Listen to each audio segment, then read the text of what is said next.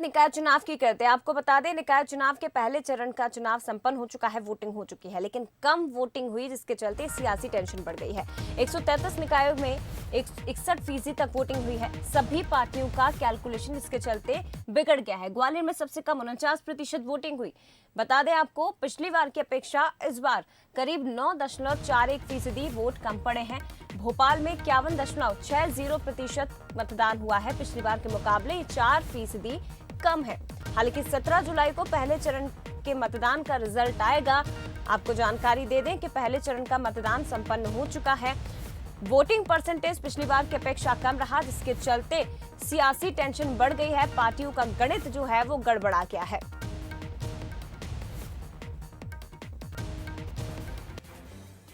तो निकाय चुनाव का पहला चरण 11 नगर निगम, 36 नगर पालिका, 86 नगर परिषद में वोटिंग हुई। 44 जिलों में वोटिंग परसेंटेज जो है वो आपको हम बता रहे हैं। दतिया में 67%, शिवपुरी में 72%, गुना में 63% और अशोकनगर में 75% वोट पड़े हैं। ग्वालियर में 9 और भोपाल में 5% कम मतदान पिछली बार की अपेक्षा इस बार हुआ है।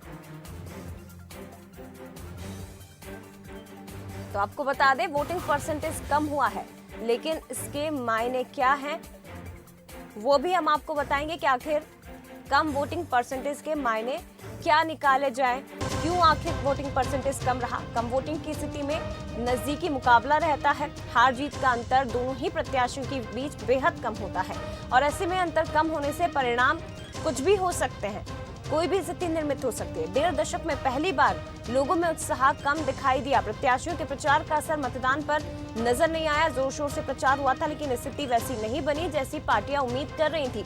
बता दें आपको, 1.5 दशक में ऐसा पहली बार हुआ है जब वोटिंग को लेकर उत्साह लोगों में कम दिखाई दिया है। ग्वालियर में सबसे कम मतदान हुआ है, 49% मतदान हुआ। इधर भोपाल में भी 51.60% ही मतदान हुआ, जबकि यहाँ पर लगातार प्रचार प्रसार किया गया था। दोनों ही दलों की तरफ से रोड शोज भी किए गए थे, उसके बावजूद लोग घरों से बाहर नहीं निकल सके।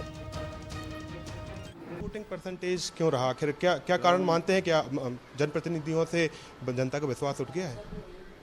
जनप्रतिनिधियों नहीं, बीजेपी के जनप्रतिनिधियों से ये सब जो वोटिंग हुई है वो बीजेपी खिलाफ हुई है।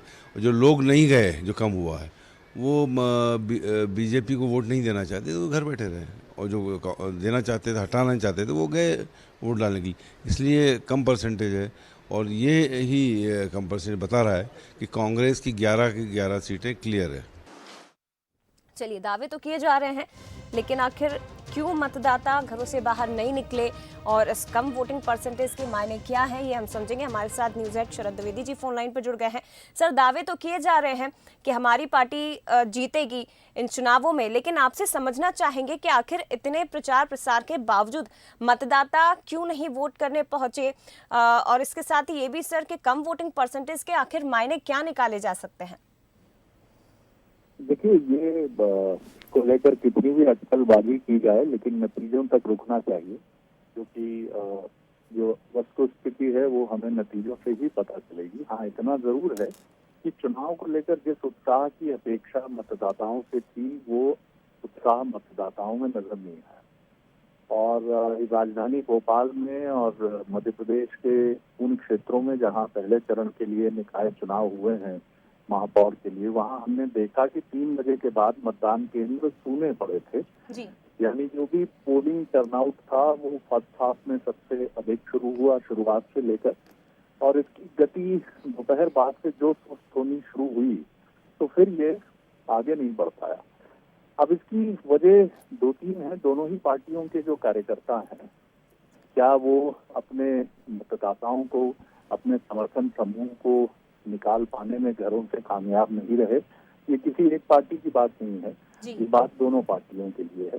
क्योंकि जब दोनों पार्टियों का कार्यकर्ता जमीन पर उतरकर अधिक से अधिक संख्या में मतदाताओं को प्रेरित करता है चुनाव के लिए, और घर घर जाता है, घर घर मतदाता की पर्चियां, मतदान के लिए जो पर्चियां होती हैं उनको पहुंचाता है, और लगातार मॉनिटरिंग रखता है अपने क्षेत्र में कि भाई साहब आप नहीं पहुंचे, 3 बज गए हैं, आप अभी तक नहीं आए, फोन किए जाते हैं।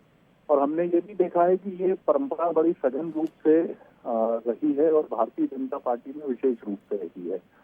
तो निश्चित तौर पर कहीं न कहीं दोनों ही पार्टियों का कार्यकर्ता इस बार शायद उतना गियर अप नहीं हुआ जितना होना चाहिए था। लेकिन फिर भी मैं कहूंगा कि नतीजों तक रुकना चाहिए। क्या फैक्टर हैं दोनों ही पार्टियों के लिए 2023 के पहले जो भी फीडबैक नतीजों का होगा जया, वो बहुत महत्वपूर्ण होगा, बिल्कुल। क्योंकि सबसे बड़ा फीडबैक उन्हें ये मिलेगा कि मतदान केंद्र तक मतदाताओं को लाने में उनका कार्यकर्ता कितना सफल रहा है। तो थोड़ा इंतजार और उसके बाद सारी तस्वीर साफ होगी। निश्चित ही सर, इंतजार करना पड़ेगा, इंतजार दोनों ही दलों को करना होगा, लेकिन तब तक तो टेंशन इनकी बड़ी ही रहेगी। फिलहाल शुक्रिया आपका शरद जी, विस्तार पूर्ण तरीके से हमें समझाने के लिए कि आखिर कम वोटिंग परसेंटेज के मायने क्या हैं और क्यों आखिर मतदाता अपने घरों से बाहर नहीं निकल पाया। क्योंकि प्रचार प्रसार भी जोर शोर से हुआ था, कार्यकर्ता लगातार जुटे हुए थे, जनता के बीच भी जा रहे थे, तमाम बड़े चेहरे भी जनता के बीच पहुंचे, लेकिन उम्मीद के मुताबिक वोटिंग परसेंटेज इस बार नहीं रहा। हालांकि पहले चरण का मतदान जो है वो संपन्न हुआ है और 17 जुलाई को इसके परिणाम आएंगे, यानी कि मतदाताओं ने जो भी फैसला है वो ईवीएम में कैद कर दिया और 17 जुलाई को ही अब सामने आएगा कि आखिर किसकी किस्मत ईवीएम में कैद की थी मतदाताओं ने।